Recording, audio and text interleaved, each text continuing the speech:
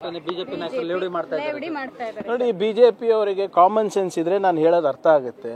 ಅವರಿಗೆ ಸಾಮಾನ್ಯ ಪ್ರಜ್ಞೆ ಇಲ್ಲ ಅಂದ್ರೆ ನಾನು ಏನು ಮಾಡೋಕ್ಕಾಗುತ್ತೆ? 1,25,00,000 ವಾಹನಗಳು ಇವತ್ತು ಬೆಂಗಳೂರು ನಗರದಲ್ಲಿ ಸಂಚಾರ ಮಾಡ್ತಾ ಇರೋದು ಸುಳ್ಳ? ಯಾಕೆ ಬಂದಿದೆ ಇಷ್ಟು ವಾಹನ? ದಟ್ಟಣೆ ಯಾಕಾಗಿದೆ? ಯಾಕಂದರೆ ಇವತ್ತು ದೇಶಾದ್ಯಂತ ರಾಷ್ಟ್ರಾದ್ಯಂತ ಜನರು ಉದ್ಯೋಗವನ್ನು ಹುಡ್ಕೊಂಡು ಕರ್ನಾಟಕಕ್ಕೆ ಬರ್ತಾ ಇದ್ದಾರೆ, ಬೆಂಗಳೂರಿಗೆ ಬರ್ತಾ ಇದ್ದಾರೆ. 86 ಕಿಲೋಮೀಟ್ರ್ ಇವತ್ತು ಮೆಟ್ರೋನ ವಿಸ್ತರಣೆ ಮಾಡ್ತಾ ಇದ್ದೀವಿ. 136 ಕಿಲೋಮೀಟ್ರ್ ಏನೋ ನಮ್ಮ ಸಬರ್ಬನ್ ರೈಲ್ ಮಾಡ್ತಾ ಇದ್ದೀವಿ. 32 ಕಿಲೋಮೀಟ್ರದ್ದು ಡಬಲ್ ಡೆಕ್ಕರ್ ರಸ್ತೆಗಳು ಮಾಡ್ತಾ ಇದ್ದೀವಿ ಮೆಟ್ರೋ ಮೇಲೆ. 40 kilometre north south east west corridor ಮಾಡ್ತಾ ಇದ್ದೀವಿ ಟನಲ್ನಲ್ಲಿ. ಯಾಕೆ ಮಾಡ್ತಾ ಇರೋದು? ದಟ್ಟಣೆ ಅನ್ನ ಕಮ್ಮಿ ಮಾಡೋಕ್ಕಲ್ವಾ? ಪ್ರಗತಿಯ ಸಂಕೇತ ಜೊತೆ ಕೆಲವು ಸಮಸ್ಯೆಗಳು ಉದ್ಭವ ಆಗುತ್ತೆ.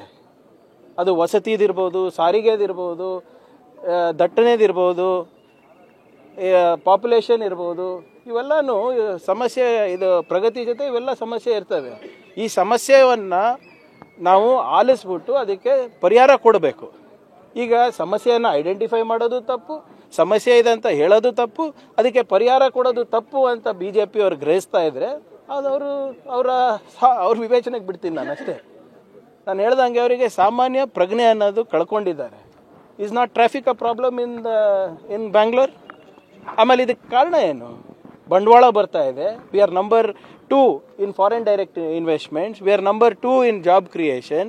V are the 4th largest technology cluster. 4.5 lakh crore ಇವತ್ತು ಬರೀ IT ಸರ್ವಿಸಸ್ ಎಕ್ಸ್ಪೋರ್ಟ್ ಆಗ್ತಾ ಇದೆ ಬೆಂಗಳೂರಿಂದ. ಏನಾದರೂ ಅವರಿಗೆ ಅಂಕಿಅಂಶ ಗೊತ್ತಿದೆಯಾ? ಸುಮ್ಮನೆ ರಾಜಕೀಯ ಮಾಡಲಿಕ್ಕೆ ಇವ್ರು ಮಾಡ್ತಾರೆ. 2 ವರ್ಷದಿಂದ ಇವರೇ ಇದ್ರಲ್ಲಪ್ಪ, ಏನು ಮಾಡಿದ್ರು? ಏನು ಸಾಧನೆ ಮಾಡಿದ್ರು? ಇದು ಸಮಸ್ಯೆ ಇದೆ ಅಂತ ಒಪ್ಕೊಳಕ್ಕೂ ತಯಾರಿಲ್ಲ ಅಲ್ಲ ಇವರು. ಈಗ ನಮ್ಮ ಅರ್ಬನ್ ಸೆಂಟರ್ಸ್ನಲ್ಲಿ, ಅದು ಬಾಂಬೆ ಇರ್ಬೋದು, ನಿಮ್ಮ ಡೆಲ್ಲಿ ಇರ್ಬೋದು, ನಿಮ್ಮ ಚೆನ್ನೈ ಇರ್ಬೋದು, ಪುಣೆ ಇರ್ಬೋದು, ನಮ್ಮ ಬೆಂಗಳೂರು ಇರ್ಬೋದು, ಇವೆಲ್ಲ ಸಮಸ್ಯೆ ಇಲ್ವಾ? ವಾಯು ಮಾಲಿನ್ಯದ ಸಮಸ್ಯೆ ಇಲ್ವಾ? ವಸತಿದ ಸಮಸ್ಯೆ ಇಲ್ವಾ? ಪಬ್ಲಿಕ್ ಟ್ರಾನ್ಸ್ಪೋರ್ಟ್ ಸಮಸ್ಯೆ ಇಲ್ವಾ? ಒಂದು ಜವಾಬ್ದಾರಿ ಸರ್ಕಾರದ ಕೆಲಸ ಏನು? ಈ ಪ್ರಾಬ್ಲಮ್ಸ್ನ ಐಡೆಂಟಿಫೈ ಮಾಡಿಬಿಟ್ಟು ಪರಿಹಾರ ಕೊಡೋದು. ಈಗ BJP ಅವ್ರ ಸಮಸ್ಯೆ ಏನಿದೆ ಅದು ಅರ್ಥ ಆಗ್ತಾ ಇಲ್ಲ ನನಗೆ. ಲೇವಡಿ ಮಾಡ್ತಾ ಇದ್ರೆ ಏನಕ್ಕೆ ಲೇವಡಿ ಮಾಡಬೇಕು? ಪರಿಹಾರ ಕೊಡ್ರಿ ಸ್ವಾಮಿ.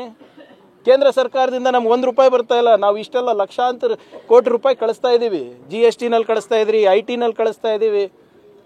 ನಿಮಗೆ ಅಷ್ಟು ಏನಾದರೂ ಬೆಂಗಳೂರು ಬಗ್ಗೆ, ಕರ್ನಾಟಕದ ಬಗ್ಗೆ, ಕನ್ನಡಿಗರ ಬಗ್ಗೆ ಕಾಳಜಿ ಇದ್ದರೆ ಹೋಗಿ ಒಂದು ₹10 ತೊಗೊಂಡು ಬರೋ ಯೋಗ್ಯತೆ ಇದ್ದರೆ ತೊಗೊಂಡು ಬನ್ನಿ.